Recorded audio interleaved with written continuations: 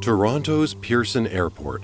With a gross domestic product of over $12 billion a year, it is Canada's largest workplace. An estimated 40,000 men and women care for the needs of millions of travelers who arrive in large silver bodies soaring back down to Earth from all over the world. Wearing the uniforms of various airlines, the airport workers can be seen everywhere. But things are not always as they appear. When you travel an airline, you think that you're checking in with the airline workers. And when you see the baggage agents loading the bags, you think that these workers belong to the airline. They don't. They're all contract out. They're all contract workers, meaning that they might be wearing the uniform of the airline you're traveling, but they actually work for ground handling companies that siphon their wages for their profits. Thousands of men and women working at or just above the minimum wage. How did it get to be this way? Sean Smith believes it started with the deregulation of airport jobs. The airline industry was the first industry deregulated by the Canadian government in the 1980s, and now we've seen the corporatization of our airports. In the 30-year period, what this has meant to the workers that work in the airport and throughout federal sectors is we've seen a massive suppression of wages, we've seen a massive suppression of working conditions for the workers, and an increasing contractualization of the workforce.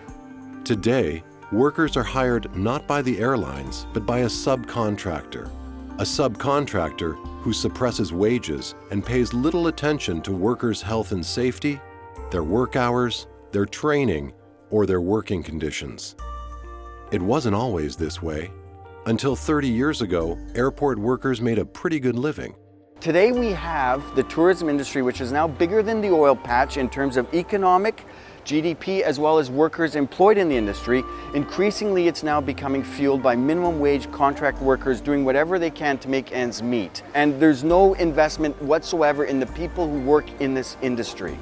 Well, I deal with passengers left, right, and center. As soon as they come through the door, I tell them where they have to go. I check them in. I help board flights. I'm responsible for their security, ensure they have a good trip. Arriving flights, we push wheelchairs. We take care of unaccompanied minors.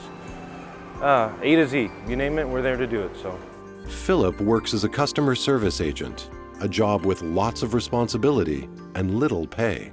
Up until now, and that's about 4 years with the airline, I was making around $11.25 an hour.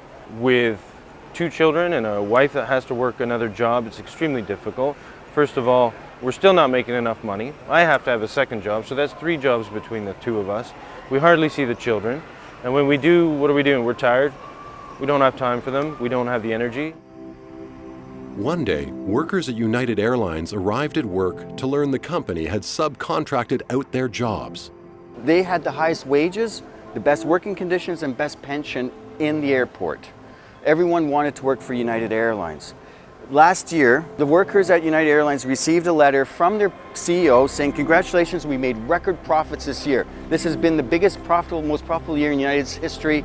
Here's some profit share. You guys made this success. Congratulations." 6 days later, these same workers were advised that they're shutting this base down and they're all to reapply for a contract ground handler to start at 70% pay cut at $12 an hour.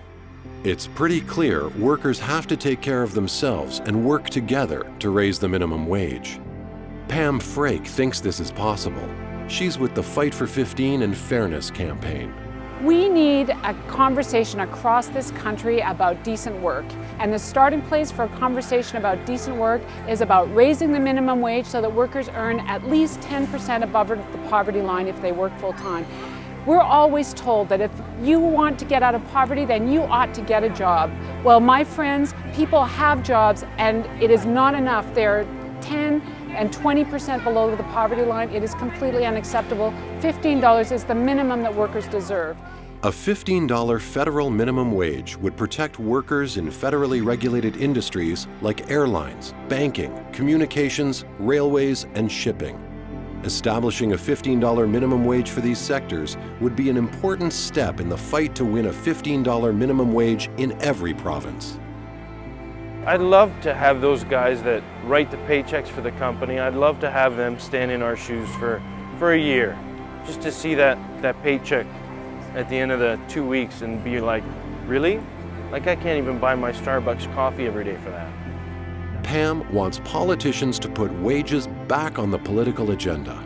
In Ontario, for example, the minimum wage has been frozen in this province for 12 of the last 20 years. That means minimum wage earners have experienced essentially a more than 20% wage cut. That does not benefit our economy, that doesn't benefit society, that makes life harder for all workers. It's very important that we take the momentum we generate around the federal election, translate that into a movement on the ground for $15 minimum wages in every province. We know it's doable, the people of Alberta have already won it, and that's why this federal election matters, because we can start to win it right here, right across the country.